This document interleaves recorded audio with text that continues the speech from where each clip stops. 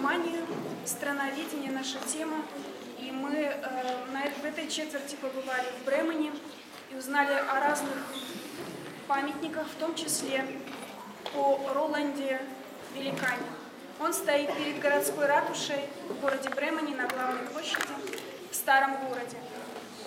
Высота этого памятника около чуть больше 10 метров в высоту. И первый раз он был построен именно каменным в 1404 году. До этого его сожгли, потому что он был деревянный. Роланд — это воин, который сражался за Карла Великого и помогал ему с походами. Вот сейчас это стихотворение очень каменное настроение имеет. Мы попробуем это передать с 6 класса. Roland zu Bremen.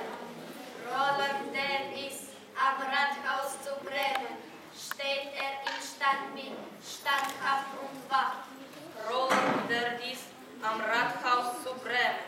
Kämpfer einst Kaiser Karls in der Schlacht. Roland, der ist am Rathaus zu Bremen. Männlich die Macht, ein Shooter mit Macht. Roland, der ist am Rathaus zu Bremen. Wollten ihm welche wehren die Wacht. Roland, der ist am Rathaus zu Bremen. Wollten ihn welche werfen in Nacht. Roland, der ist am Rathaus zu Bremen. Lehnet an Lande, lanzt und lacht.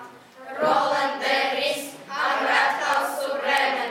Wunderlich Weiland, wacht und wacht.